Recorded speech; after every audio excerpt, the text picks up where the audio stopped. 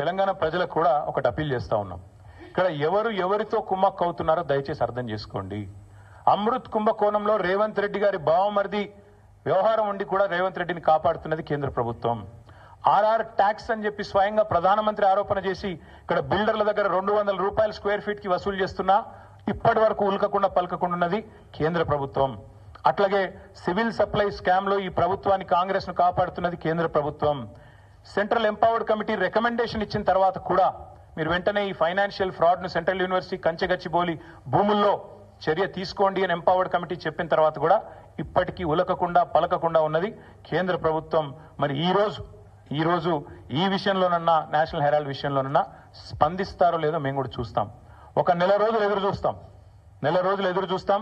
మేము కూడా చూస్తాం ఒకవేళ మరి కేంద్ర ప్రభుత్వం ముందుకు వస్తుందా రాదా. ఎందుకంటే మీకు తెలుసు ఫార్ములా ఈలో ఏదో జరిగిపోయింది, దున్నపోతు ఈనింది అని కాంగ్రెస్ వాడనంగానే కట్టేయండి దుడ్డని చెప్పి గవర్నర్ గారు స్పందించి వెంటనే ఆగమేఘాల మీద మెరుపు వేగంతో స్పందించి ప్రాసిక్యూట్ చేయాలన్నారు.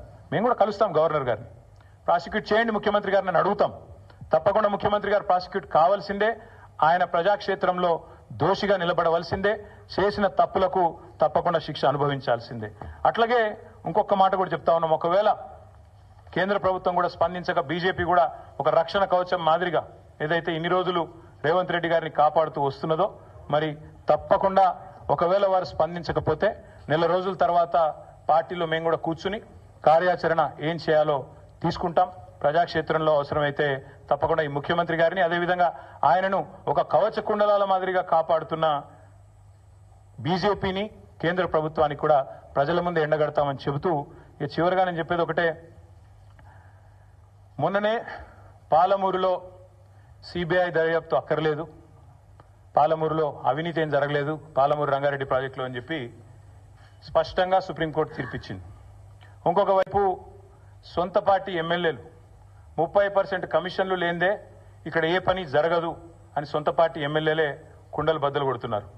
అట్లాగే సొంత మంత్రులు కేబినెట్ సహచరులు స్పష్టంగా చెప్తున్నారు, మా మంత్రులు పైసలు తీసుకుంటారు లేదా ఫైళ్లు కదలై అని చెప్పి పాపం నిజాయితీగా ఒప్పుకుంటున్నారు. ఇంకోవైపు సొంత మామ పిల్లనిచ్చిన మామ కాళేశ్వరంలో అవినీతి ఎక్కడిది మన్నెక్కడిది, 1,00,000 కోట్ల ప్రాజెక్టులో 94,000 కోట్లు ఖర్చు అయితే అలా 1,00,000 కోట్ల కుంభకోణం అని ఎట్లా అంటారు, ఇది అసంబద్ధం అని చెప్పి సొంత పిల్లనిచ్చిన మామ చెప్తా ఉన్నారు.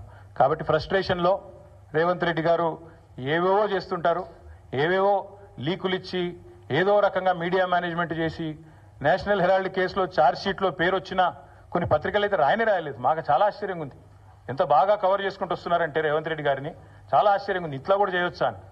అంటే ఇంత పెద్ద కేసులో ఇంత పెద్ద మ్యాటర్ వస్తే ఒక ముఖ్యమంత్రి పేరు వస్తే ఇదే కేసీఆర్ గారి పేరుంటే రాకపోదురా?